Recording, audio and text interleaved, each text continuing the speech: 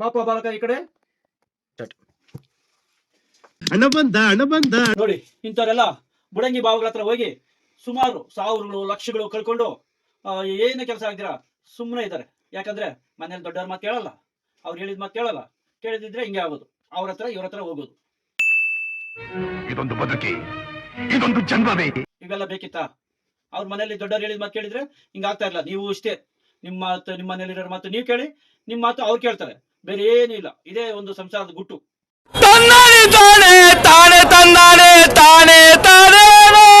ಗುರುಗಳೇ, ಇಷ್ಟ ದಿನ ನಾನು ಕಣ್ಣು ಮುಚ್ಕೊಂಡ್ಬಿಟ್ಟಿದ್ದೆ ಗುರುಗಳೇ. ಇವತ್ತು ನೀವು ನನ್ನ ಕಣ್ಣುಗಳು ತೆಗೆಸ್ಬಿಟ್ಟಿದ್ದೀರ ಗುರುಗಳೇ. ಇನ್ನು ಮೇಲೆ ಈ ಬುಡಂಗಿ ಬಾಬಾ ಗುಡಿಂಗಿ ಬಾಬುಗಳನ್ನ ನಮ್ಮಕ್ ಹೋಗಲ್ಲ, ಹೋಗೋದು ಇಲ್ಲ. ಇದು ಆಕ್ಚುಲಿ ಚೆನ್ನಾಗಿರೋದು. ಸ್ನೇಹಿತರೆ, ನೀವು ನಮ್ಮಕ್ ಹೋಗ್ಬೇಡಿ. ತಲೆ ಮೇಲೆ ಟೋಪಿ ಎಲ್ಲ ಬಟ್ಟೆ ಗಿಟ್ಟೆ ಎಲ್ಲ ಇಲ್ಲ. ನಮಗೆಲ್ಲ ಗೊತ್ತಾಗೋಯ್ತು. ನಮ್ಮದ್ರೆ ಬುಡಂಗಿ ಬಾಬುಗಳನ್ನ ಹೇಳೋ ಮಾತು ನಮ್ಮಿ ಅಷ್ಟೇ.